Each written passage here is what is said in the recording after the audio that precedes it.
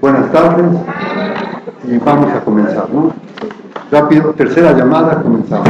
Bien, buenas tardes, nos da mucho gusto que estemos aquí el día de hoy, 11 de septiembre, que es el día en donde inauguramos con este ciclo de conferencias el posgrado, el maestría y doctorado de Psicología Social que ofrece la UAM Iztapalapa, ¿no? Entonces, como nos da mucho gusto inaugurar el posgrado, lo inauguramos hoy, el 6 de septiembre, y también el 2 de octubre con la conferencia que tendremos por parte de la doctora Denise Jordi. Bien, yo quisiera hablar como 5 minutos, luego la doctora Cristina López, luego el doctor Octavio Nateras, y en los 5 minutos que tengo, yo quisiera hacer una breve semblanza de qué se presenta, digamos, y cómo hicimos la propuesta académica del posgrado de Psicología Social. Es decir, de inicio, digamos, que es un posgrado que nos llevó cerca de 8 años conseguir que empezara a funcionar. En 2009 ¿sí? Se iniciaron los trabajos para comenzar a hacer las propuestas de posgrado y prácticamente desde 2009 hasta el año pasado fue un tiempo de armar la propuesta, presentar en diferentes comisiones, ajustarla, etcétera, hasta que por fin el pasado año, en octubre, se aprobó por parte del Colegio Académico. Y así fue como a inicios de este año lanzamos la convocatoria para el posgrado y estamos iniciando con una generación de maestría de 9 alumnos y una generación de doctorado de 3 alumnos. Lo cual está bien porque en realidad tuvimos poco tiempo para hacer la convocatoria y el proceso de selección de alumnos. También quiero comentarles que ese programa nos parece importante porque es en realidad el único programa en todo el país que tiene integrado maestría y doctorado. Si bien hay maestrías en psicología social, no hay un programa que las oferte vinculados con un programa de doctorado al mismo tiempo. También igualmente es una propuesta que nos da mucho gusto presentarles porque nos parece que faltaba un programa de psicología social en México, habida cuenta del número tan grande de alumnos que estudian psicología en nuestro país. Según datos del INEGI para el 2013, tenemos cerca de 212,000 alumnos de psicología en todo el país. Pensamos entonces que con esta cantidad tan amplia de alumnos era importante ofertar un posgrado de psicología social. También igualmente, digamos, este proyecto nos parece importante, relevante, porque por un lado, digamos, surge con el serio objetivo de tener un ánimo interdisciplinario.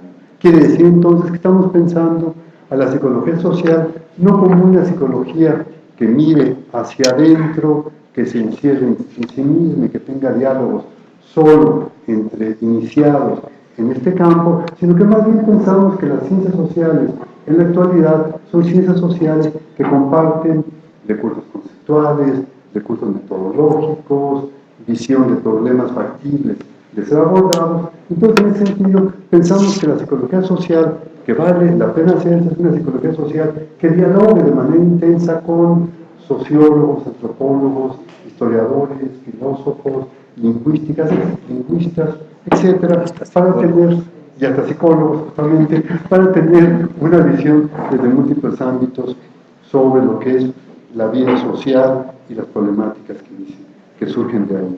También igualmente, digamos, este es un posgrado que nace con la idea de una exploración crítica de posibilidades conceptuales y metodológicas. Prácticamente ya, digamos, en este siglo es muy difícil pensar que hay una sola metodología para las ciencias sociales o que hay una sola aproximación teórica. Más bien estamos pensando que lo que nos toca hacer, digamos, en la época en que vivimos, es precisar aquellos ámbitos sociales que merecen nuestra atención y junto con esta atención a ámbitos sociales, también precisar conceptos que exploren, ahonden y creen eventos factibles, digamos, temas factibles de ser analizados.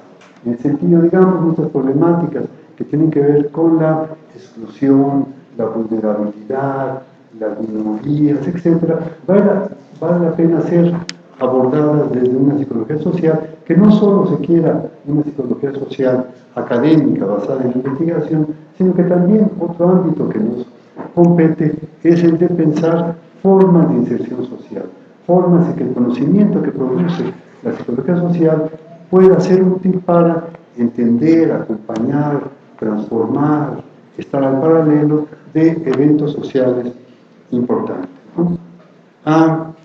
Por último, un poco, digamos, si todo el inicio lo pensamos como un viaje, que a mi inicio es desprenderse de algo para ir a otro lado, yo quisiera pensar también, junto con Foucault, que todo viaje es a su manera una heterotopía, todo viaje es a su manera un lugar en donde ocurren cosas que en otros espacios no hay, un viaje en donde lo social se reconstruye al paralelo, al margen, reflejando en silencio algunas cosas que están alrededor y que recrean este viaje y esta heterotopía desde otros referentes, con siempre un ánimo de creatividad y de innovación. Entonces, en ese sentido, yo quiero pensar el día de hoy como el inicio de un viaje que nos va a conducir por heterotopías inéditas, creativas, y que vale la pena, como todo buen viaje, recorrerse en común. Entonces, en ese sentido, doy una vez más la bienvenida a los alumnos que forman parte ya de la comunidad del posgrado de Psicología Social. Agradezco a los participantes el día de hoy en la conferencia, el doctor Fernández, su asistencia, y bueno, eso es lo que quería comunicarles y compartir con ustedes. Ahora damos la palabra a la doctora Georgina López, que está aquí en representación de la doctora Juana Juárez, directora de la División CCH.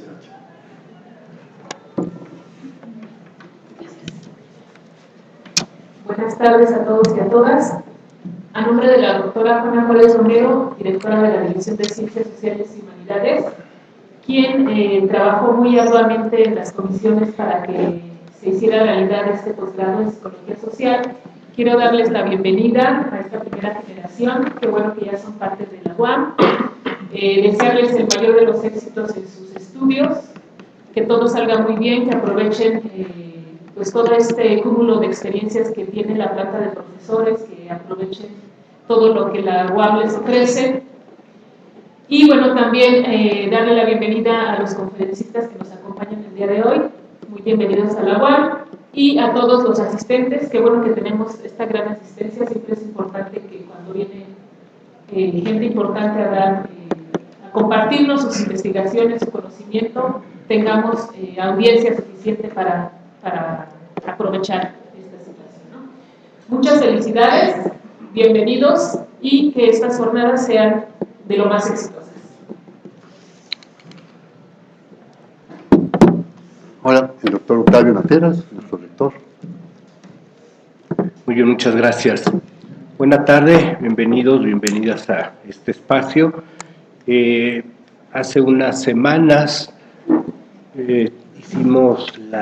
tuvimos una reunión con los alumnos y las alumnas del posgrado, en donde de alguna manera dimos el banderazo de inicio a esta primer generación, al posgrado propiamente, y en esa ocasión coincidíamos varios de mostrar nuestro, no solo beneplácito, sino el gusto y la satisfacción. Fue una sesión emotiva en algunas de las intervenciones, por lo que para la universidad, para la UAM, específicamente para la División de Sociales de Iztapalapa, y para la comunidad de psicólogos y psicólogas sociales de esta universidad, realmente es motivo de una celebración enorme el poder haber llegado a este punto después de 43 años de que la unidad de Iztapalapa, la UAM, fue fundada, y que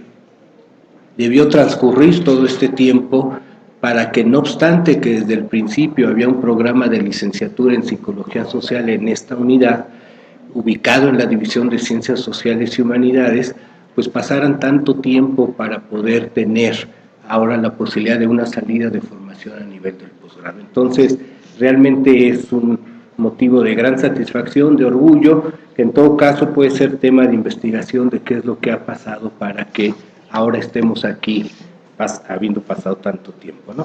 Le doy naturalmente de nuevo mis felicitaciones y reconocimiento a la generación de alumnos y alumnas del posgrado. ¿Dónde están, por cierto? ¿Dónde están las alumnas y los alumnos? Levanten la mano, por favor. No les vamos a pasar lista, pero déjenme verles. ¿Por qué se fueron hasta allá? Porque llegaron tarde. Van apenas en primer semestre. Ya llegarán acá. Pues sean muy bienvenidos. Ahí tienen a esta primer generación de alumnos y alumnas del posgrado de maestría y doctorado en psicología social, un posgrado que, como nuestra institución, hará historia, y hará historia por varias razones. En primer lugar, el haber sido fundado ya es un hecho histórico, de resistencia, de perseverancia, y si bien nos hemos tardado mucho, yo decía la vez anterior que ya hay una vertiente, ya hay una tradición, ya hay un conjunto de resultados, hay un bagaje de lo que la unidad Iztapalapa en particular ha producido, ha generado en el ámbito de la psicología social.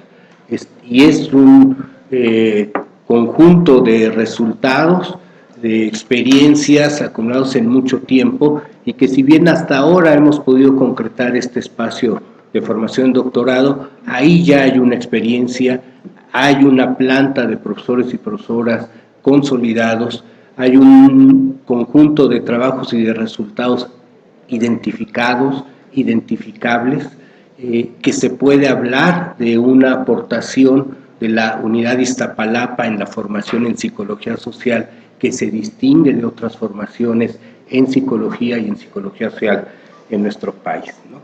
Estamos entonces aquí, en primer lugar, quizá en aquel momento sin ser perfectamente conscientes quienes crearon la propuesta, entre ellas de manera destacada la doctora Carmen Mieri Terán, estamos acá retomando una de las tradiciones, una de las vertientes históricas, una de las vertientes del origen de la psicología social, que en general o no es conocida o ha sido desconocida. Si no ha sido conocida es porque no se le ha dado atención, pero más bien lo que ha pasado es que se le ha desconocido, o sea, se le ha ignorado. Se ha pensado que la historia de la psicología está ubicada simple y sencillamente en los trabajos aquellos de Wilhelm Wundt con relación a la psicología general. Pero el mismo Wundt en aquel tiempo, y no es una frase bíblica, señaló en su programa de psicología, antes de fundar el laboratorio en Leipzig, en Alemania, se generó un programa que incluía dentro de su visión dos áreas, dos espacios de desarrollo de la psicología. Una, efectivamente, la psicología general, la psicología que conocemos, la que corresponde a la visión tradicional y clásica de la conformación de la psicología. El libro de Edward Boring da cabal cuenta de esa tradición, de esa concepción, de esa idea, una psicología científica, una psicología basada fundamentalmente en estudios de laboratorio, una psicología por lo menos que pretendía ser empírica, aunque el método era el método de la introspección, y que a partir de ahí se ha considerado que ese es el origen de la psicología y que no tiene más otra vertiente. Y entonces la consecuencia inmediata de ello ha sido que desde ahí la psicología social entonces es una rama. Entonces este modelo del árbol y de la psicología social como rama, ¿no? Sin embargo, se desconoce que el propio Wundt señaló que había otra vertiente que la psicología en la que estaba pensando tenía que trabajar, la psicología de los pueblos. Una psicología que no se reducía, que no se limitaba, que no podía ser comprendida desde la primera perspectiva de la psicología general que estaba enunciando. Y caracterizaba a esa otra vertiente, una área del conocimiento que no era experimental, era histórica, era empleando un método comparativo, era una psicología cuyos temas no era la estructura del sistema nervioso y los procesos mentales, eran los fenómenos sociales expresados en las tradiciones, en los mitos, en las creencias, en el folclore. y una psicología que a final de cuentas tenía como propósito hacer recuento de lo que esas expresiones culturales tenían e impactaban el comportamiento y la psique de los seres humanos. No era una psicología ubicada en el ámbito de las ciencias naturales o la fisiología, como era la psicología general, sino era una psicología de otro puño. El tiempo que Boone le dedicó al programa de la psicología general fueron alrededor de 20 años, cuando él consideró que ya la había dejado caminando, y después trabajó otros 20 años, poquito menos, en desarrollar su otro proyecto. En los últimos años de vida, que fue una vida larga de Boone, trabajó todo lo que, al final de cuentas, se puede identificar como psicología de los pueblos. Y ahí hay una obra vasta que ha sido desconocida, que ha sido no considerada. El programa incluía también un apartado sobre una reflexión en términos de una epistemología que iba a acompañar cada una de las tradiciones.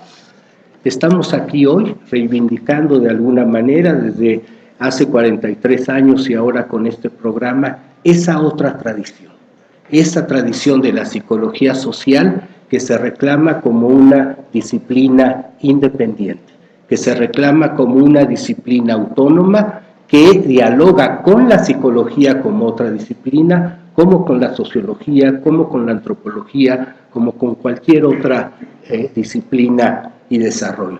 Estamos aquí reivindicando una tradición de pensamiento psicosocial que está asentada en la tradición, en la cultura, en la vivencia de los pueblos y en el impacto que esto tiene en las colectividades.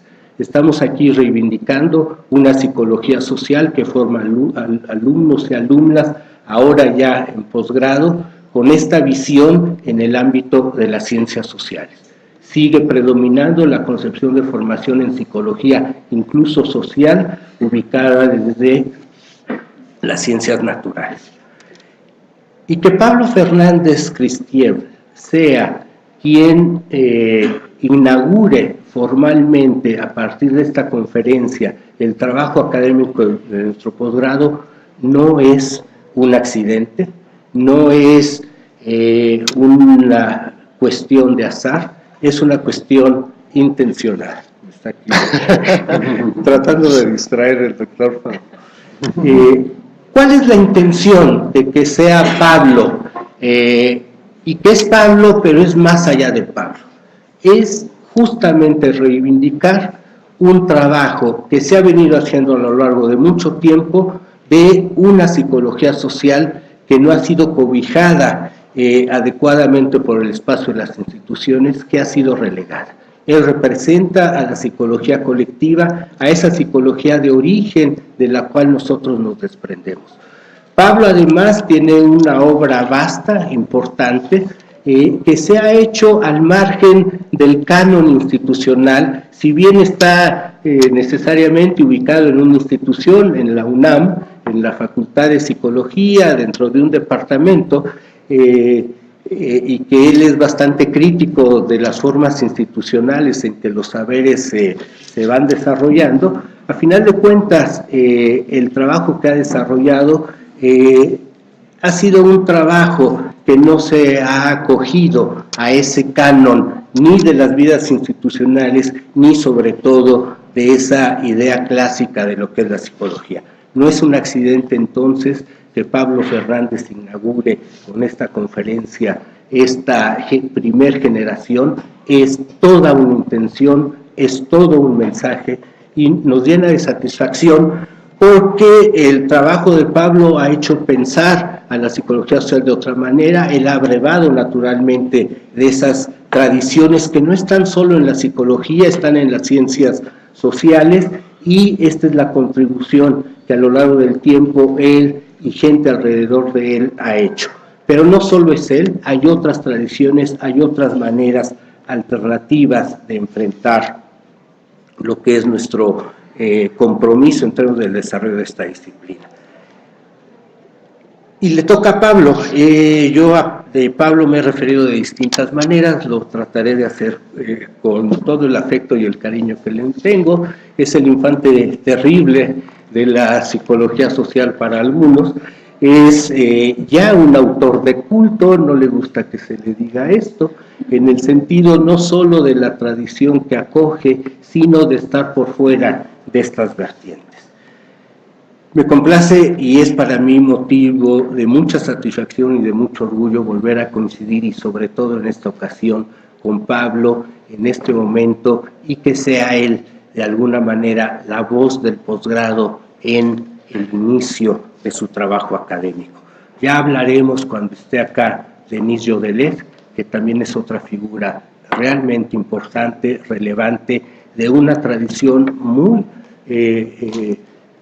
seria, muy reconocida en la psicología social, que fue y que ha representado desde las ideas, desde el origen de Durkheim, y que ha sido recogidas por Serge Moscovici, la propia Denis Yodelet. Ya hablaremos en su momento de esa otra tradición. Mientras tanto estamos aquí y me complace entonces estar acá y declarar inaugurado este espacio de trabajo académico.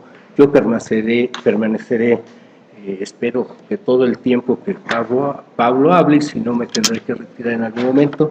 Y bueno, se queda con ustedes nuestro psicólogo social atípico, Pablo Fernández Crespo.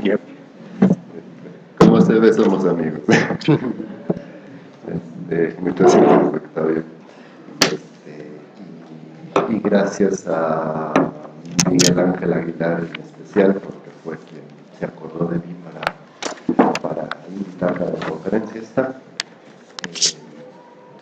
Yo no sabía qué tan solemne iba a ser el asunto este, por si las mujeres le compré unos tenis negros, que son más elegantes. Y de paso también así como que preparé dos introducciones, así que la solemne pues ya la tiré porque me salió incluso bastante cursi. La otra es, Miguel Ángel me pidió que hiciera una especie que conectara a los clásicos, Kuhn, por ejemplo, que hace psicología colectiva, creo yo, Durkheim, y conectarlos con los contemporáneos.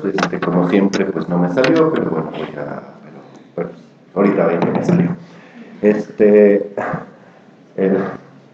Que vean que me salió.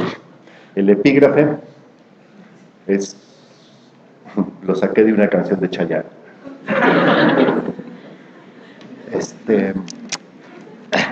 En realidad es más culto que Chayanne, es de José María Cano, el que escribe el de Mecano, bueno, pero la canción la canta Chayanne, una frase que dice: es tiempo en espiral. Yo creo que eso es justo el objeto de estudio de la psicología social. Por la calle, cada tanto pasa alguien, alguna de esas personas maravillosas que hacen que uno se detenga como quien no quiere la cosa, para seguirla viendo mientras se aleja. Un vagabundo perfectamente vestido, por ejemplo, con su saco deshilachado y sus pasos perdidos. O un estudiante que va, como vagabundita, caminita de la escuela sin nada de ganas de llegar, arrastrando los pies y la mochila, con la flojera y el futuro a cuestas. Y un psicólogo social, tercer vagabundo, los mira fascinado porque ahí hay algo que no sabe qué es, pero que es la clave de la realidad. Es algo que se hace y al mismo tiempo se deshace y al mismo tiempo se rehace, y que por eso, aunque uno lo tenga frente a los propios ojos, no puede decir qué es lo que vio, sino solamente decir que eso es lo único que importa, porque eso ha de ser el objeto de estudio de la psicología social. Y que es lo mismo, sin saber ni cómo, que tienen otras cosas las ciudades, por ejemplo, algo que inspira, es decir, que se mete dentro. Es que el título que no lo dije es Inspiración y Aspiración de la Psicología Social. Bueno, las ciudades, algo que inspira, es decir, que se mete dentro, y a lo que se aspira, es decir, a donde se quiere llegar. Y lo que tampoco dije, pero me preguntó Octavio, cuánto me iba a tardar. Le dije 37 minutos, ya llevo uno, o sea que ya son 36. Me digo, para que vayan ustedes calculando su aburrimiento. Y es que, cuando se les pregunta a sus habitantes, los de las ciudades, por qué prefieren vivir en la ciudad que en el campo o en el pueblo de donde vinieron, responden que es porque aquí hay bibliotecas y museos, a los que nunca entran, cines y conciertos, a los que nunca van, restaurantes y tiendas para los que no les alcanza, y entonces no ha de ser por eso, sino por otra cosa. Por ejemplo, por el movimiento completo de automóviles y semáforos y accesorios como bufandas y paraguas, que hacen del lugar una coreografía como de musical de la Lalandia, al compás del cual uno también lleva su vida y que cuando se detiene ya no es tan fácil vivirla. Como en los días feriados que están muy descansados, pero como que algo falta. Hace falta la envoltura de la vida. Seguro que así fue como apareció el objeto de la psicología social, como una sensación, como si en las gentes y en las ciudades y en los grupos y en los juegos y en la cultura y en la política flotara un aire, como el aire de indiferencia de un vagabundo, como una ambientación que la psicología de la Gestalt supo pronunciar, de luces y cruces y prisas en las ciudades, un clima como el clima político, un tiempo como el tiempo que nos tocó vivir. O sea, puras cosas que no se pueden agarrar, como si todas esas no fueran más que una idea. Y una de las etimologías primigenias de la palabra idea era la de fantasma, algo que está pero no es real, o que es real pero no es real. Por eso fue que se le llamó espíritu, que es como el primo hermano de las fantasmas, y de las inspiraciones y las aspiraciones, como el espíritu de rebeldía o el espíritu de la época. En suma, como un pensamiento de la sociedad, que no es otra cosa que una atmósfera. El objeto de estudio de la psicología social es una aparición, y las apariciones se parecen mucho a las desapariciones. La razón por la cual ese objeto es tan etéreo y tan fantasmagórico es porque es un objeto colectivo. Y colectivo quiere decir, bien a bien, no lo que está compuesto por muchos, ni lo que es muy grande, ni lo que todos comparten, sino simplemente lo que no tiene componentes, lo que no tiene piezas, y por eso no tiene asas ni manijas de donde agarrarse, ni tiene cómo enumerarse, porque no contiene elementos que contabilizar. Pero ahí está. Y entonces, al parecer, solo se ve que existe por lo que tiembla, por lo que palpita, por lo que vibra. La electricidad seguramente ha de ser un objeto colectivo, y la temperatura, y el agua, y la música, y la luz, y la masa de las tortillas y la pasta de dientes, y la manera de andar de la gente, y la forma de ser de las ciudades, y tantas otras cosas que uno no sabría cómo descomponer en sus componentes. Y si la física sí sabe, es que la física no trata con objetos colectivos. Y si la psicología social no sabe cómo hacerle, es que ella sí. Lo que no tiene componentes, su sustancia, no son los materiales que hay allí. En rigor, la materia de lo que no tiene componentes, pero sí tiembla, de lo que es colectivo, es el ritmo. El ritmo es la única sustancia.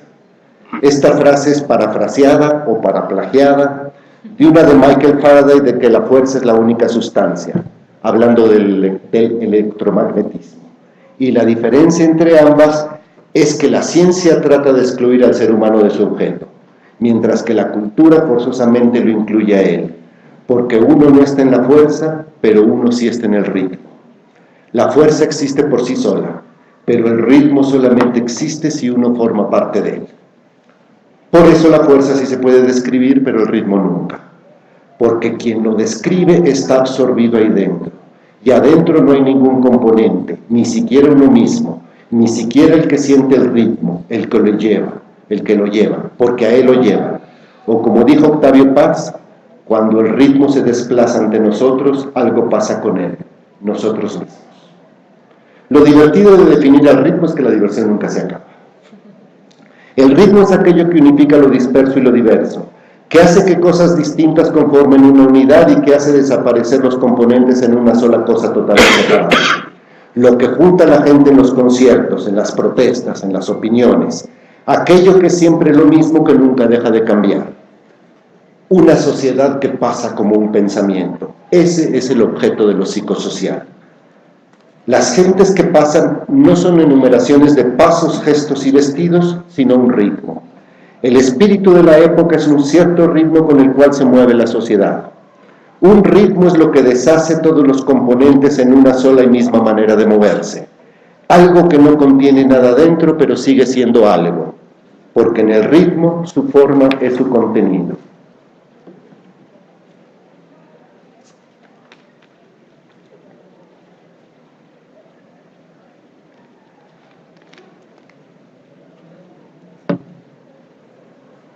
Siempre digo que el trago de coca es como mi sistema de puntuaciones, cuando no punto y aparte.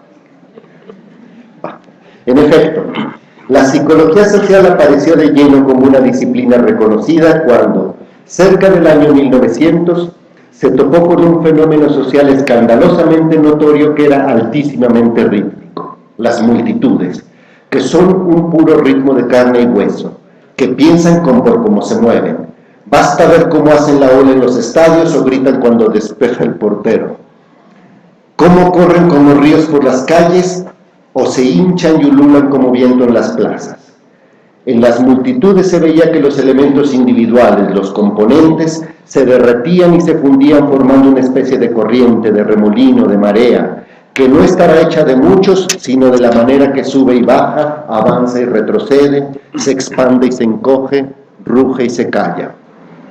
Que es por lo que las llamaron masas, algo que no está hecho de personas, sino de ritmo, que se hace y se deshace y se rehace hasta deshacerse para siempre, como sucede con todos los ritmos, pero mientras tanto se lleva de corbata a todos los que encuentra a su paso. Por cómo palpitan, las multitudes son el corazón de la sociedad, la taquicardia de la sociedad, el infarto de la sociedad. Y son el principio de todas las sociedades humanas, de dos, de hoy mismo, de más de 4, de siempre, de millones, que como todo ritmo, surgen sin querer y brotan al azar, como la manera tan exacta en que se acomodan los agujeros del queso gruyère, por pura suerte, o el modo en que quedan esparcidas las fichas del dominó al hacer la sopa.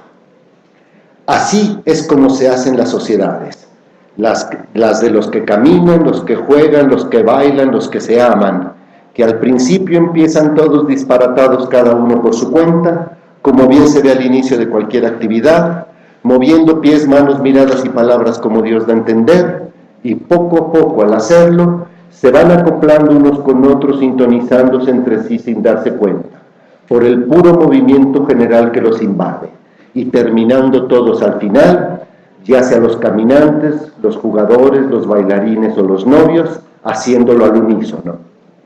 Y, sobre todo, como decía André Leroy-Gourhan, un paleoantropólogo, haciéndolo juntos. Los nómadas salen separados y llegan unidos, salen animales y llegan humanos, y el trayecto fue un ritmo, porque los ritmos son creadores de formas como las del tiempo y las del espacio. Y como dice George Herbert Mead, así se hace esa gesticulación, esa coreografía que se llama sociedad, donde los gestos, temas, tics, intereses, palabras, empiezan ni siquiera desbalagados, sino inexistentes, y sobre la marcha se van acomodando las miradas, las respuestas, las reacciones, las escuchas, y al final ya hay un tema común con frases y risas para todos, porque se ha formado una sociedad. Ciertamente, así sin querer y por mero azar, también el pensamiento brota de un ritmo, como dice Durkheim, ya que los movimientos de los grupos originarios, de tanto ir y venir, subir y bajar, dormir y despertar, nacer y morir, van irradiando o transpirando las categorías fundamentales de lo cerca y lo lejos, lo antes y después, lo dentro y lo fuera, que son las que nos sirven para pensar todo lo demás. El ritmo es la primera forma de la realidad social, y es el comienzo de la inteligibilidad del mundo, porque solamente se nota lo que tiene un ritmo, solamente existen las diferencias cuando forman parte de una regularidad, solo se nota la regularidad cuando tiene alguna diferencia. Ahora van a hacer 2 traguitos porque voy a pasar un asunto muy aburrido, que es enumerar las características de todos los ritmos. Es decir, las características del objeto de estudio de la psicología social. El ritmo es una intermitencia. Por ejemplo, En un restaurante, en la mesa de junto, hay dos que van a platicar de sus cosas. Y algún psicólogo social en la otra mesa, pero que siempre está más pendiente de la mesa de junto que de la suya propia, según él porque precisamente es un psicólogo social, y según los demás porque es un metiche, puede advertir, pues, que en la mesa de junto alguien habla, y después, muy especialmente, se calla. Porque si no se callara, su voz se convertiría en un chirrido uniforme e interminable que se acabaría por no escuchar. Y cuando se calla, el otro aprovecha para hablar. Y no solamente con las palabras, sino también con la mirada y las manos y los brazos y los hombros, porque seguramente está hablando en español. Y como se sabe, el español se habla con todo el cuerpo. Y el caso es que la intermitencia, si continúa, se convierte en una alternancia, porque cuando se calla el segundo, vuelve a hablar el primero.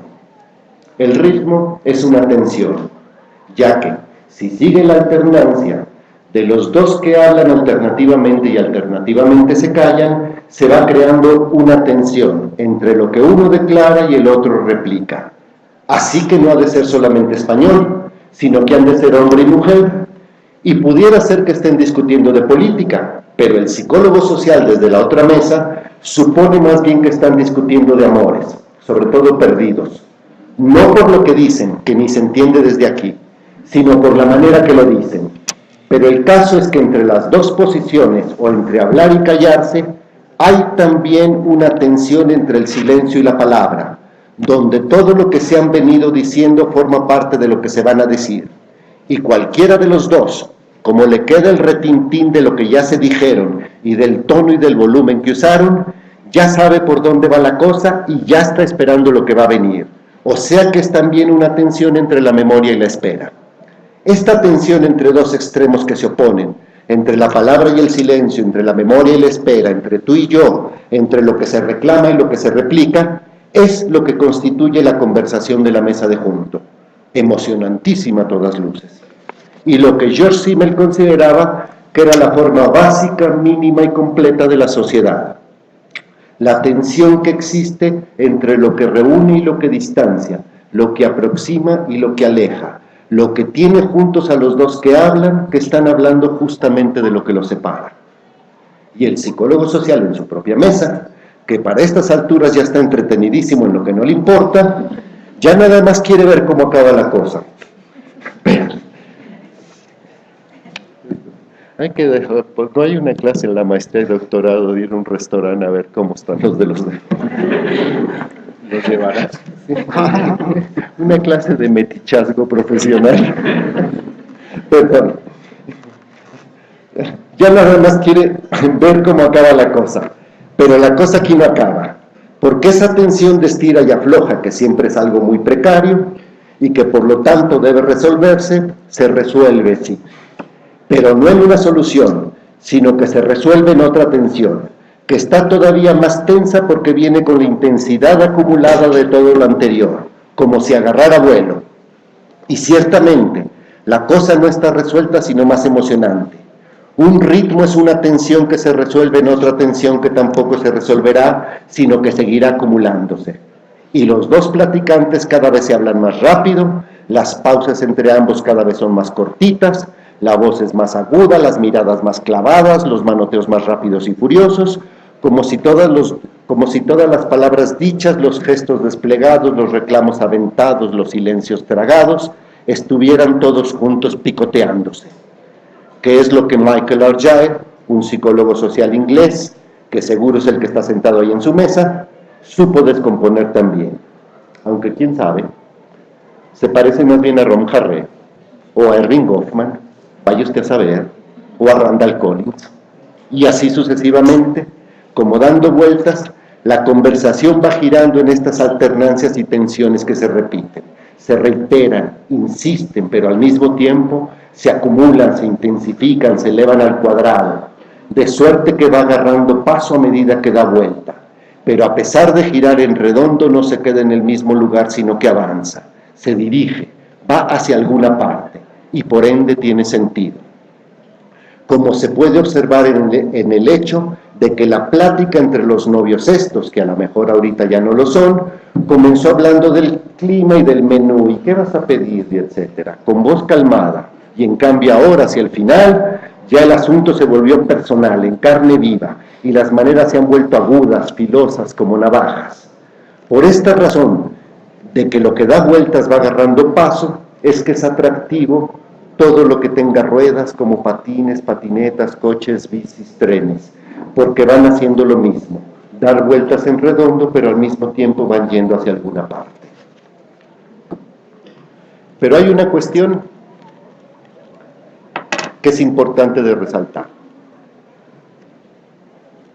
y es que el observador de la escenita, o sea, el psicólogo social en su propia mesa, ya está totalmente metido donde no lo llaman porque ya pasó a formar parte de la conversación de la mesa de junto, lo cual, dicho más técnicamente, significa que el conocimiento del objeto de estudio queda atrapado, absorbido, absorto dentro del objeto de estudio y por lo tanto adopta sus mismas cualidades. No se puede sustraer, ni abstraer, ni resistir al ritmo. Seguro que la mesera también está al pendiente del desarrollo de la conversación y le iba a la mujer por razones de gremio, porque la corriente, el aura, el flujo, el halo de los ritmos envuelve a todo lo que alcanza, a la mesera, a los novios, a los ademanes, al lugar, al lenguaje y a los metiches, o sea, al observador del ritmo que es el psicólogo social, que no se puede colocar al margen del movimiento y hasta le darían ganas, aunque nadie lo haya invitado, de meter su cuchara en la conversación. Esto es, que el objeto de estudio de la psicología social, que era el ritmo, envuelve al mismo sujeto del conocimiento que es el psicólogo social, y por lo tanto, esos mandamientos de la objetividad y de la neutralidad, pues ya chuparon faros, de la objetividad y la neutralidad científicas del investigador, ya están también envueltos en el ritmo y de objetivos y neutrales no tiene nada.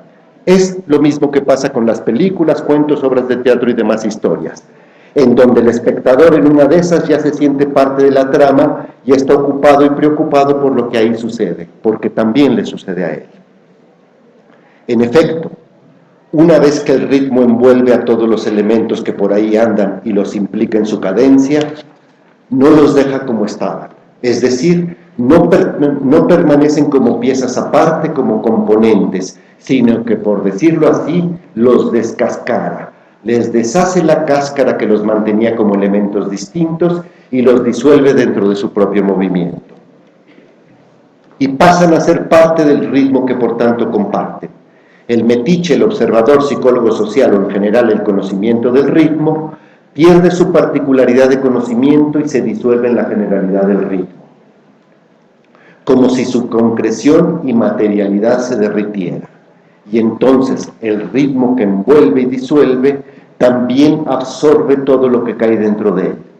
Queda el puro movimiento fluido, el vaivén, sub y baja, estira y afloja, aprieta y suelta ya sin componentes. Y finalmente, el conocimiento queda hipnotizado, el conocedor queda encantado. Los ritmos son una especie de encantamiento que con su fuerza de atracción atrapa a los presentes y con su fuerza de gravedad no los deja escapar. Por eso uno se entromete en las conversaciones ajenas de la mesa de junto, porque no es que le interesen, sino que su ritmo lo jala y lo chupa y ahí se queda. Nadie quiere salirse del ritmo, que con su encantación mete todo dentro y le infunde sus propiedades y cualidades. Por supuesto,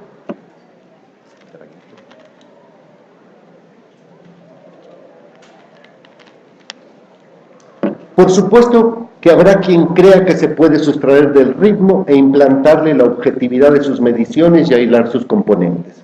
Y hasta lo va a lograr, pero ahí ya no habrá ritmo, sino acaso su cadáver. Ritmo que no envuelve, disuelve, absorbe y encanta no es ritmo. Ritmo que no incorpora su conocimiento no es ritmo, sino un mecanismo.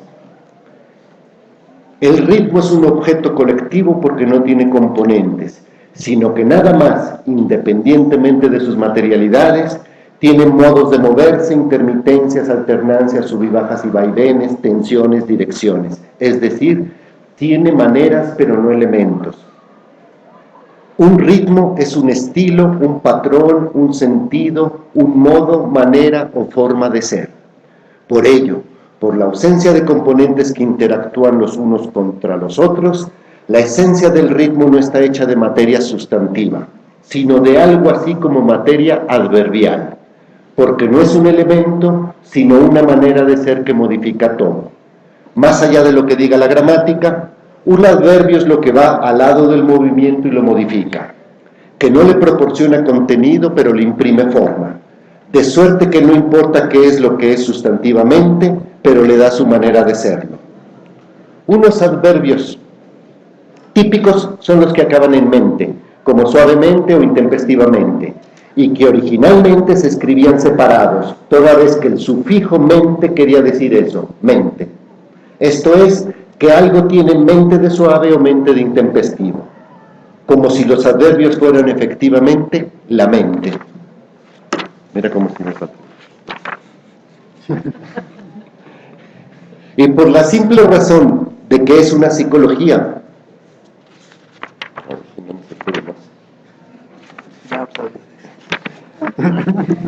y por la simple razón de que es una psicología, asunto que extrañamente a veces se olvida dentro del grueso de la psicología social, a la psicología social le interesa el pensamiento, el conocimiento, la conciencia de una sociedad o de una época principalmente.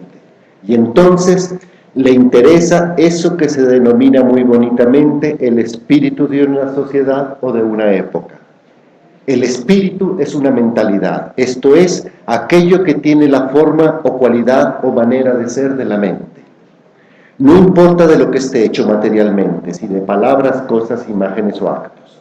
Efectivamente, el espíritu o mentalidad de una sociedad no son las ideas de sus idearios y sus ideales y sus ideólogos, ni sus constituciones, ni decretos, ni reglamentos, ni sus bienes culturales y sus intelectuales y sus monumentos, ni sus próceres y guerras e instituciones, sino sus tonos, velocidades, pesanteces, rectitudes, torceduras, agudezas, tajancias, redondeces, fluideces. En suma, la manera en que corre el tiempo de la vida.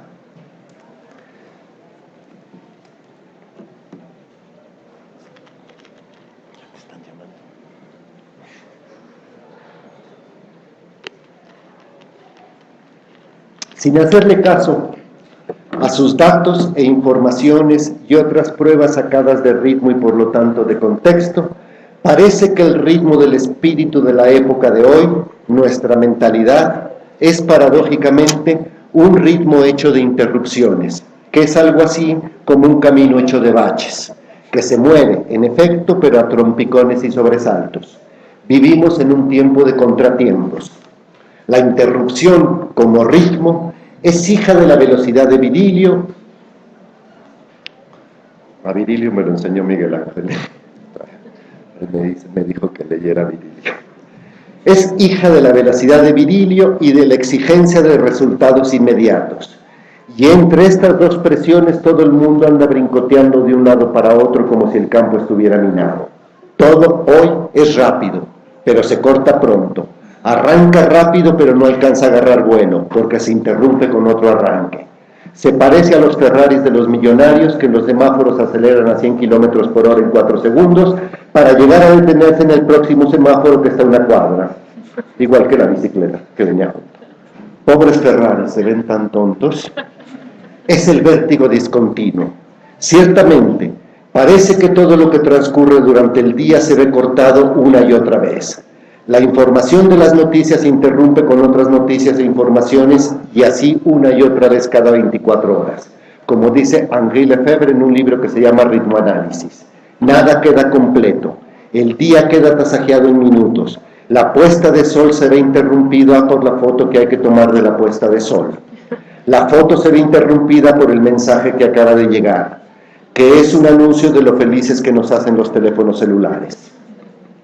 140 caracteres es el tiempo que tarda en llegar la siguiente interrupción. 100 metros a 100 por hora para llegar al próximo atorón. La velocidad de Virilio se está atascando.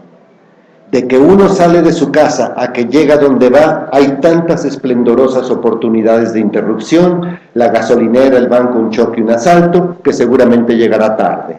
La tarea que se elabora en el trabajo se interrumpe con la siguiente tarea que urge porque era para ayer. Ya llegará la de antier. O como escribió alguien en algún periódico, a algún adolescente actual le preguntaron si ya había visto El Padrino y respondió que la estaba viendo, que iba como a la mitad porque la interrumpía para ver Gladiador, regresar a otras ventanas de la computadora y oír el último disco de Coldplay en cachitos. Es cierto que la película es larga, pero no los 6 meses que le tomará verla si no se le atraviesa otra cosa. Se entenderá por qué dentro de este ritmo frenético de cosas interruptas ya nunca más será posible leer El Quijote o Verdad y Método. Si hay una noción psicosocial de violencia es esta. Violento es todo lo que interrumpe un ritmo, que corta el flujo de la situación, que altera el paso de la vida, desde un gol en el partido hasta un asesinato y una violación. Las mentiras, esas que hay tantas ahora, desde las de la publicidad hasta las de la política o de la academia, son interrupciones, no tanto de la vida sino de la ficción de la vida, y son muy molestas, porque violentan y violan la narración que nos gustaba para verdad. Todo lo que sucede en esta sociedad tiene el ritmo de lo que se interrumpió. Se ve que se interrumpe, pero paradójicamente se ve que tiene ritmo porque tiene hasta arte y ciencia, porque como dice Roger Bartra, solamente en esta circunstancia pudo imaginarse la música atonal, o como dice Eric Hobsbawm, pudieron aparecer las teorías del caos y las catástrofes. Algo se está rompiendo. Y el arte de la moda contemporánea muestra que cada quien se puede poner encima lo que sea mientras más violentado mejor. Faldas cortas con botas del Dr. Martens, traje de etiqueta sin haberse rasurado, deportistas de élite tatuados hasta la coronilla como maras salvatruchas, ropa rota como niño pobre para niños ricos, y en efecto, todo lo que no encaja, que no embona, que no viene al caso, es lo que se vende como última experiencia, que es la de la mente interrumpida. Y no hay opción de no estar en este ritmo, porque desde que uno nace, cuando lo están meciendo, llega el primer sobresalto, porque la mamá pega el brinco porque suena el celular y lo tiene que contestar a fuerzas. Los profetas de la educación y de la empresa, que es lo mismo, vaticinan que nadie podrá trabajar 5 años en lo que estudió porque tendrá que inventarse cada tanto otros estudios y otra profesión. Dentro de los intervalos de las interrupciones, nada más hay lugar para que quepan cosas baratas y ramplonas, como los caprichos, las superficialidades y las ignorancias. Y, probablemente, con esos recursos sea difícil hacer un mundo mejor. Parece que para eso hace falta lentitud y continuidad y profundidad. Por falta de lentitud no se puede pensar en el siguiente mundo. La lentitud es una velocidad contenida, en cámara lenta, de la que no aparece su rapidez, sino su intensidad, así como canta Bob Dylan. Ahora sí, va una definición psicosocial de ritmo. Un ritmo es un movimiento cuya propia organización tiene la forma de un pensamiento y cuyo propio desplazamiento no es una dirección sino un sentido. Cuando se cansa el pensamiento se pierde el ritmo y cuando se agota el ritmo se pierde el sentido.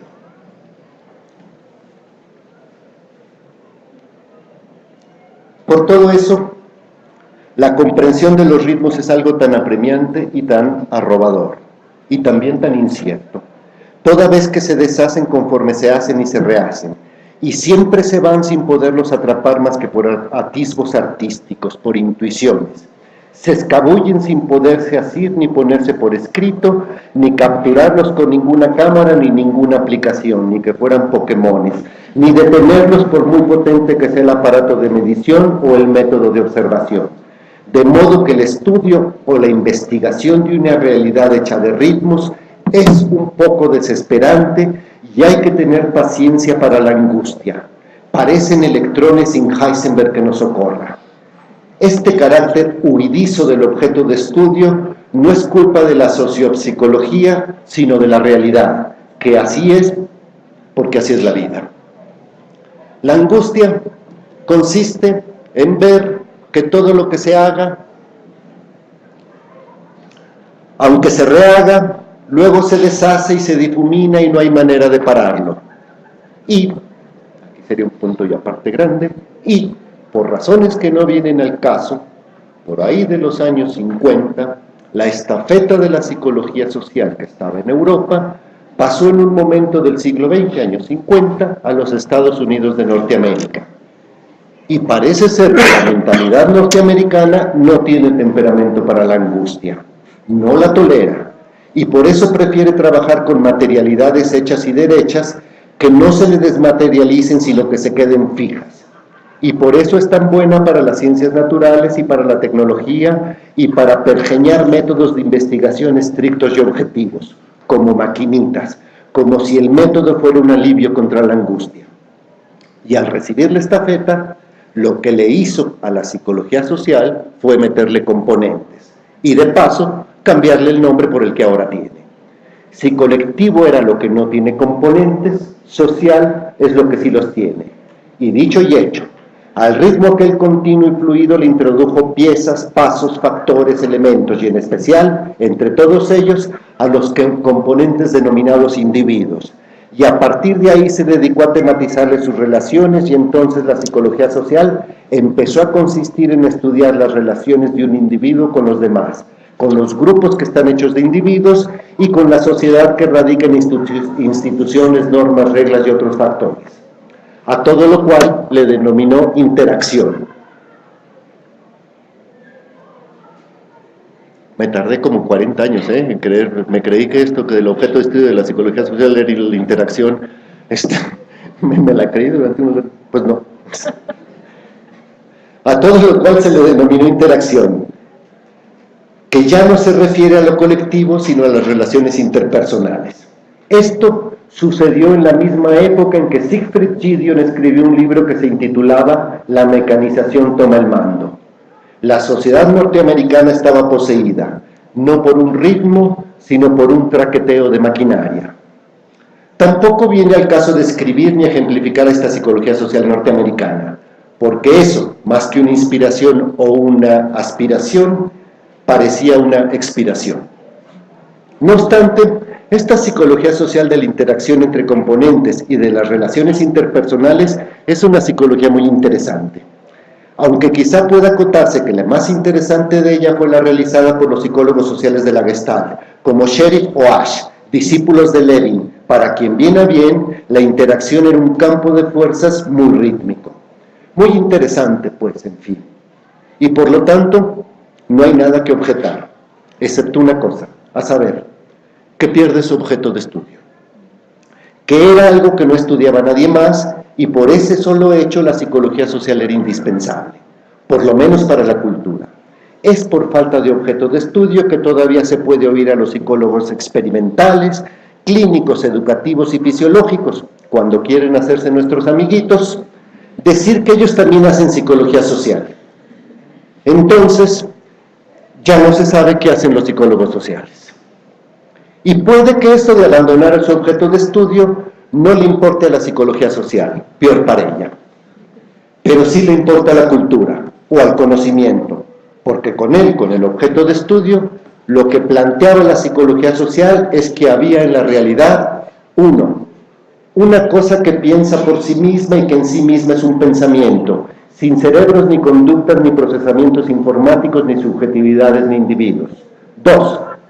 Un pensamiento que no podría separarse del sentimiento, que siente mientras piensa, o al revés, o que sus formas son sus contenidos, o al revés, o como dice Wundt, los ritmos son la inteligencia de lo sensible. 3. Un pensamiento o una conciencia mayor que nuestras personas, más bien del tamaño de los acontecimientos, de las situaciones, de las circunstancias, o si se quiere, del tamaño de la sociedad y de la historia. Y que por lo tanto no es algo que nosotros tengamos, sino que nos tiene a nosotros y nos lleva y nos anima. 4. Una idea, o como se dijo, un fantasma o como se llamó espíritu que tiene bastante de original o cuando menos de diferente y que ya por eso a lo mejor podría servir para mejorar el mundo o por lo menos para darle el beneficio de la duda. Y si no lo mejora, a lo mejor lo embellece, que ya es algo. En resumen, parecía que lo que se perdía era la inspiración, y eso en su momento asustó. Pero ya visto en perspectiva, solamente fue un tropiezo propio del siglo de las interrupciones, y la inspiración no se perdió. Es solamente que se transformó en aspiración, es decir, ya no tanto acordarse de dónde viene como no olvidar a dónde va. Y efectivamente, desde que en los años 70 aparecieron libros que se llamaban cosas como la psicología social en transición o la reconstrucción de la psicología social y ya encarrerados la deconstrucción de la psicología social, la lista de aspiraciones a reanimar a la psicología social no ha parado. Lo que se adivina en estos y otros libros con títulos tales como Escenarios y tendencias o Perspectivas y contextos o al revés, pero siempre de la psicología social, es la pretensión de derretir o fundir las piezas fijas, los componentes ortodoxos de la psicología social, para que hiervan y agarren una temperatura más movediza. Hasta que ya de plano algún libro se llamó Municiones para disidentes, o sea, bombas para revoltosos. No tiene por qué significar que estas psicologías sociales con segundos apellidos como posmoderna, crítica o radical sean muy armónicas, incluso lo contrario, pero sí que descomponen los componentes heredados de la maquinita tejana de la psicología social para hacer con ellos una sopa, como la del dominó de hace rato o la de letras. Y por eso todos se salieron de los laboratorios, esas vitrinas de realidades disecadas, y se metieron en la vida cotidiana, en el entendido de que la vida cotidiana es, acaso, el ritmo más hipnótico que tenemos, tanto que nunca salimos de él, que se hace y se deshace y se rehace, igual que la cama y el desayuno. Por eso mismo también reaparecieron las multitudes tanto en las calles como en los libros. Como niña, a la hora del recreo, la psicología social se indisciplina y se va por el rumbo no solo de la antropología, como decía Miguel Ángel, o la sociología, sino de la filosofía, el urbanismo, la nociología, la historia y otras disciplinas, y en una de esas del arte y la literatura. Lo que parecen tener en común todas estas aspiraciones de la psicología social, y como se puede advertir, ya nos quedamos con el nombre equivocado y hasta ya nos encariñamos con él, es que reintroduce al conocimiento o al psicólogo social, ese que está husmeando a la mesa de junto en su objeto de estudio. Y es que en muchos aspectos es una psicología social del conocimiento. Y la prueba de que todo esto es cierto es el interés lleno de ánimos que hay en Latinoamérica por psicologías sociales así, en especial por la psicología política, de la liberación o comunitaria en El Salvador, Costa Rica, Venezuela, Colombia, Chile, Uruguay. Esto lo dije para que traer alumnos de allá para acá. Esta es parte de la publicidad. Como quiera, en suma, parece que lo rítmico es la inspiración primigenia de la psicología social. Lo malo es que ahora, en Sudamérica, en el subcontinente de la esperanza, no hay muchas expectativas, y en el resto del mundo tampoco. En efecto, ahora que la confianza de los que creían que podían arreglar el mundo a martillazos, es decir, por la vía fuerte de la causa y el efecto, está mermada, en especial porque no arreglaron nada, y ahora que por el momento no hay mucho futuro, parece que es un buen momento para tener aspiraciones, y por lo tanto, para hacer una maestría y un doctorado en psicología social. Muchas gracias.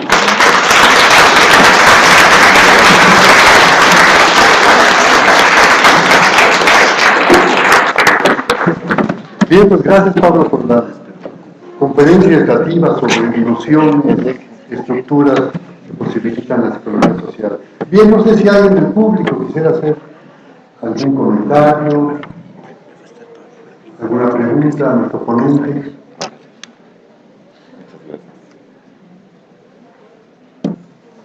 Adelante, aquí tenemos una pregunta. Parecida empieza con la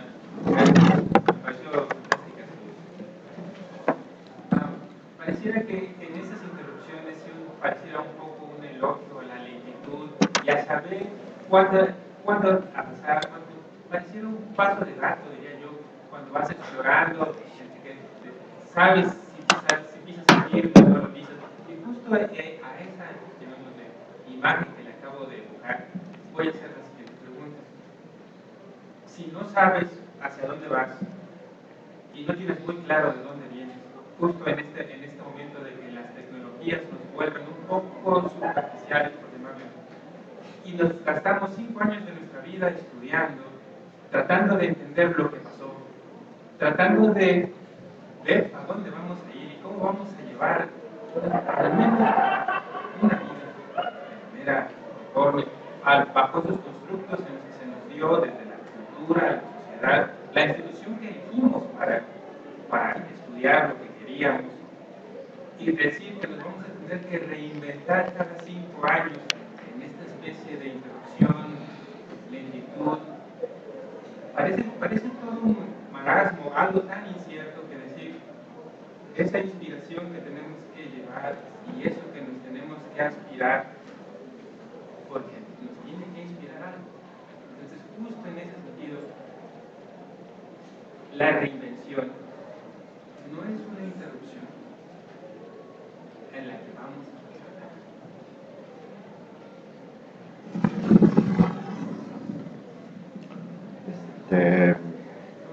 eso de no sé si es una interrupción, luego de repente lo puede uno volver una especie de juego de palabras, meter la lentitud es interrumpir a la rapidez.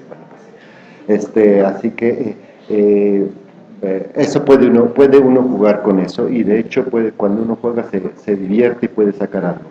Esto del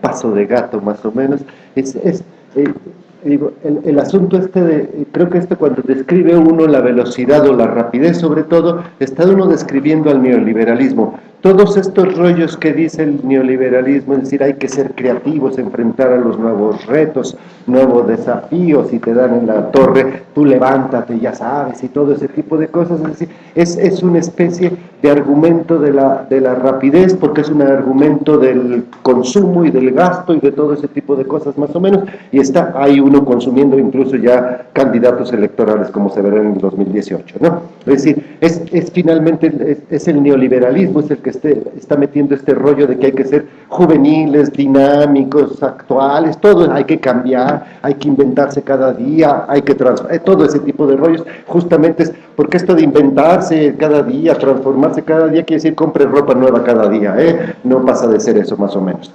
Lo plantea, entonces sí, está uno planteando la idea de la lentitud, y la lentitud, ahorita que estabas diciendo, me acordé de un poema de Pessoa, que nunca fue famoso por rápido, en donde dice, yo no pretendo hacer un mundo extenso, sino hacer un mundo profundo, no moverse del lugar, como no se movió de Lisboa, no moverse del lugar y hacer el mundo más profundo en vez de más extenso, más amplio. Y finalmente este juego de palabras o contradicciones que de repente yo creo que apunta en opinión personal directamente a la educación y directamente a la universidad, a las universidades como un sistema ya global, más o menos, porque lo que está pasando en todas las universidades creo que es la lógica norteamericana de las universidades desde principios de siglo, de las universidades que todas eran privadas, pasa a Europa con el plan de Bolonia, y después se lo quieren estar inyectando a las universidades mexicanas. Todas las privadas, bueno, son empresitas obviamente, pero eso mismo quiere entrar en la UNAM o en la UAM. Entre paréntesis, creo que la que mejor se defiende de eso es la UAM. La UAM logra defenderse muy bien de esa empresarialización. Y si hay una manera de hacer política con lo que de veras tiene uno, con lo que de veras sabe uno con conocimiento de causa, creo que para todos los que estamos aquí es una política de crítica a las universidades, a lo que están construyendo las universidades. Si están maquilando como si fuera empresa maquilando no sé qué, si carreras o profesionistas o cosas por el estilo más o menos, si están fabricando profesionistas al servicio de los empleadores, por eso tienen que cambiar cada 5 años, etcétera, y entonces uno tiene que estar planteando, es decir, una crítica. La universidad había sido tradicionalmente, siglo XIX-XX, por lo menos, había sido esto que se llamaba la conciencia de la sociedad. Ahora nos estamos volviendo algo así como el empleador, o sea, el productor de trabajadores de la sociedad, algo así, y la conciencia de la sociedad ahora es la Coca-Cola, Microsoft, etcétera, ¿no? Entonces, una crítica al conocimiento. Esto que dije en un momento dado, de que la psicología social es una psicología del conocimiento, creo que por ahí empezaría. Una crítica a ese conocimiento que estamos generando, rollo muy socioconstruccionista, a ese conocimiento que se está generando, es una crítica a esta sociedad tal cual, ¿no? Y una manera de estar haciendo psicología social. Bien, gracias. ¿Alguna otra pregunta o comentario por parte del público? Que me acabo la boca. Sí. En lo que tiene una pausa. Buenas tardes. Yo solamente quería comentar lo último que dijo acerca del poema, de que se intenta hacer un lugar más profundo, no más grande, y que dice que la UAM se defiende mucho. Yo como en esto quiero criticar a la UAM porque me parece que eso no es cierto al 100%, no se defendería más que otras porque ni siquiera en el plan de estudio, ¿no? El tiempo que tenemos, ¿por qué nos dicen que son trimestrales? Porque con eso vamos a poder integrarnos más rápido en nuestra rutina para que seamos más veloces a trabajar, no para que aprendamos, sino para que trabajemos más eficientemente, ¿no? Pero siento que eso no da tiempo para todos los conocimientos que debemos adquirir. ¿Cuánto dura la carrera, Miguel Ángel? 4 años. Sí. Lentos años. Si comparas, creo que sí, la UAM, de todas las universidades que yo conozco en México, es la que mejor se ha defendido. Lo puede uno ver, por ejemplo, esta persona le pregunta a Miguel Ángel, ¿cuánto dura la carrera aquí? Dura 4 años. Lo que se hizo en la UNAM es reducirla de años, más o menos, reducirle y volverla cada vez más profesionalizante. Están haciendo técnicos. No voy a criticar a mis alumnos porque esos sí son encantadores, pero los demás es eso. Las posibilidades que tienen todavía los profesores aquí de libertad de cátedra, es decir, siempre hay una forma de presión social, aquí creo que todavía se está defendiendo. Creo que se defiende bastante más que otras, más o menos. No sabría puntualmente, pero el asunto es, creo que sí. De cualquier manera, eso no significa que no pueda uno hacer crítica al conocimiento. Y diría uno, al tipo de conocimiento que va apareciendo en todas las clases, etcétera, todo eso que se va. Evidentemente uno no puede acabarse a la psicología social en 4 años, uno no se la puede acabar en mucho más tiempo tampoco. No te digo mi edad, pero bueno. No se la puede acabar. Evidentemente eso, pero eso creo que le permite a uno saber por dónde seguirle de muchas maneras, ¿no? Es opinión personal. Tú criticas a tus profesores. A ese punto, ¿no? Pero sí, tienes razón. El plan de estudios de aquí a mí me parece de repente sorprendente. El hecho de que haya, no me voy a poner institucional de defender instituciones, pero una cosa que a mí me gustó mucho y me sorprendió fue la creación del posgrado en psicología social. Es decir, el hecho de que haya una carrera en psicología social, nada más, y no psicología social sea una especie de ramita chafita de las demás, como en mi universidad, y el hecho de que se les ocurra ahorita, después de 43 años, dijo Octavio, un posgrado en psicología social es un asunto verdaderamente sorprendente, porque el único posgrado o donde iban a converger todos los alumnos que quieren estudiar psicología social era una cosa fatal, verdaderamente fatal, es el que está en la UNAM, ¿no? Y entonces ya tiene una alternativa, y creo que es una alternativa, al menos por lo que conozco el plan de estudios, ya lo que resulte yo no sé, pero es decir, una alternativa inteligente, enormemente abierta, en donde me da la impresión que los alumnos van a poder hacer lo que debe hacer uno en cualquier plan de estudios, lo que se les antoje a condición de que lo hagan. Yo lo veo así. A mí me dio en lo personal mucho gusto este doctorado, esta maestría. Sí, yo no es cosa crítica por más que nada porque tenemos que ser más rápidos para introducirnos al mercado laboral. Esto es algo que requiere muchos profesores, pero es gracias por eso. Pues levántale la mano a los profesores y diles que se esperen. Bien, al fondo hay una pregunta más. Perdón. Sí, adelante. Sí. Bueno, volviendo un poco al tema de conferencias sobre los ritmos, un par de preguntas nada más. Los ritmos se superponen, bueno, ¿acaso no para que algo vaya rápido debe de ir lento en el conjunto? ¿Y no será que el ritmo quiere ser visto más bien como rápido? O quizás quiera parecerse más a otro ritmo que parece poder extenderse más. Yo diría que hay pequeños ritmos, grandes ritmos o grandes ritmos que parecen o que pueden extenderse más o ritmos que pueden extinguirse, o esto es una ilusión ser ritmos y en realidad nada se pierde y solo se usa por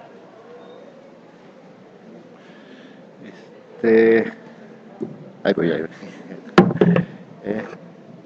A ver, sí puede uno pensar en pequeños ritmos, grandes ritmos, lentos ritmos, rápidos ritmos, pero me estaría yo poniendo clasificatorio, y es justo uno inventa la palabra, mete la palabra ritmo para no volverse uno clasificatorio. Bueno, por ahí hay una paginita que me salvé, hablo de ritmos subterráneos y cosas por el estilo.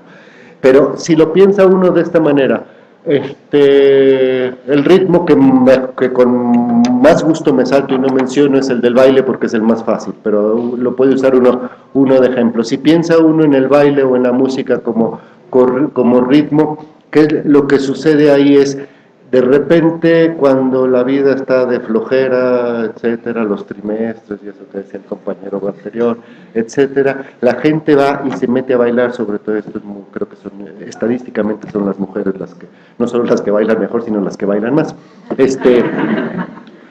Se mete a bailar, se puede uno olvidar de todo y se mete uno dentro de un ritmo. Y entonces, si fuera de ese baile la vida una vez pensaba que no valía la pena, de repente la vida, cuando vale la pena, es cuando está uno enormemente metido dentro de un ritmo. En este caso del baile, cuando está uno verdaderamente concentrado. De repente para aprender ritmo se pone uno a ver partidos de tenis, cómo se concentra. Es que me sorprende la concentración de Nadal y Federer, de la Garbille Muguruza. Es decir, esa concentración se puede olvidar del resto del mundo cuando está metido en algo, en cualquier ritmo de este tipo de cosas, más o menos. Entonces, ese ritmo, o sea, la idea de concentración de algo, ese ritmo, cuando uno tan siente que la vida vale la pena, que ni siquiera se pregunta si vale la pena, es decir, ya es la vida tal cual. Creo que eso está presente en la sociedad por todas partes, y creo que ese sería el asunto central que a uno le interesaría como ritmo. El ritmo de la sociedad, aquello que hace que la vida valga la pena, que se vaya moviendo, etcétera, todo eso. Y ya, como sea el ritmo o como sea el baile, no importa mucho, más o menos, ¿no? Importa estar dentro de esto. Lo que hace la prisa y la velocidad y etcétera, y las interrupciones, lo que le están haciendo uno es irlo sacando del ritmo de la vida en general, y creo que a últimas fechas la gente se pregunta más si la vida vale la pena o no vale la pena. Es decir, ya no hay algo que lo esté jalando, absorbiendo, concentrando. Creo que preferiría no tratar de clasificar, sino pensarlo así, como una concentración de algo, y ver que la ciudad de repente es eso, y que la sociedad y que la historia es eso. y que son maneras de ser más que cosas hechas. Y que eso sea el objeto de estudio de la psicología social, pues a mí me gusta inventármelo. Bien, gracias. ¿Tiene alguna última pregunta o comentario? Adelante. Entonces podríamos decir que, haciendo esa pequeña mecanización, los ritmos de cada persona contribuyen al ritmo mayor y el ritmo mayor se ve deformado por los ritmos de cada persona y cada ritmo es justo el ritmo de la sociedad.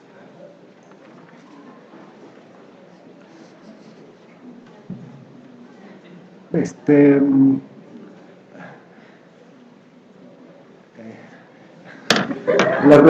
que no sé qué responder, si sí o si no, o me vale. Creo que voy a responder me vale.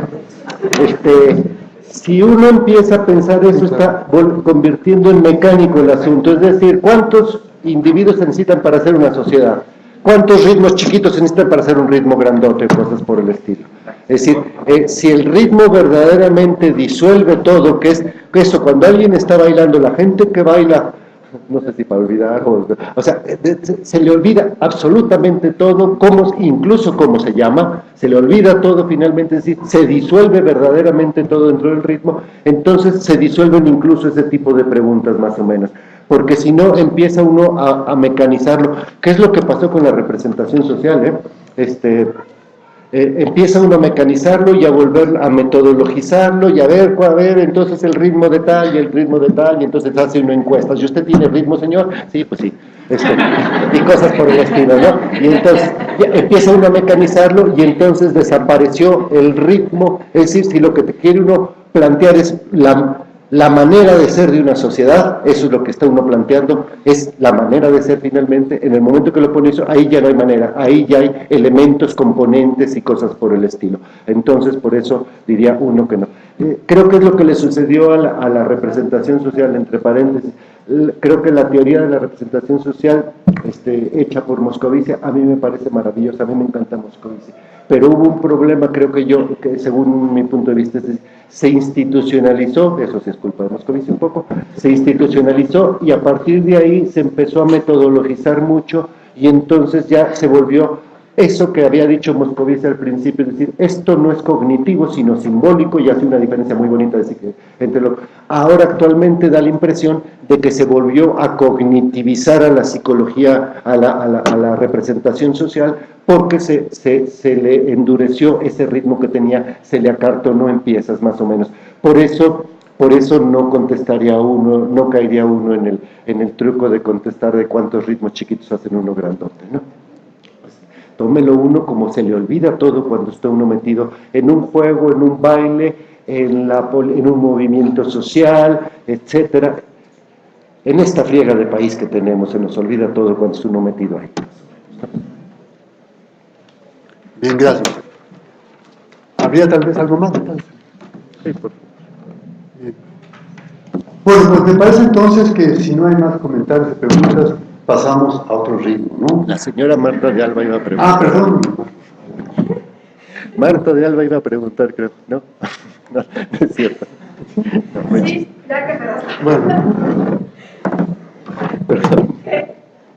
La corriente, que hay varias maneras de estudiar las representaciones sociales y que hay algunas que quedan todavía en esa vertiente simbólica original.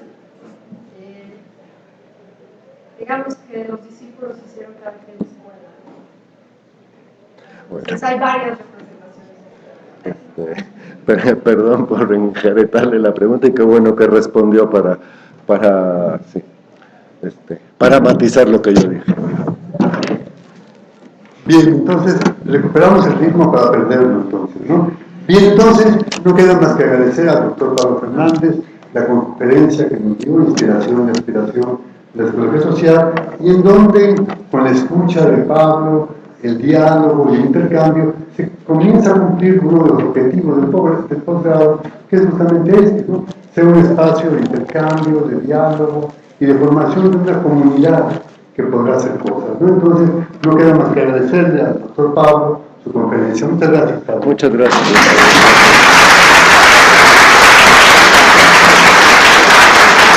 Muchas gracias, Miguel. Un bonito regalo por parte de la división. Muchas gracias. Sigamos el rito, ¿no? Una carta de agradecimiento.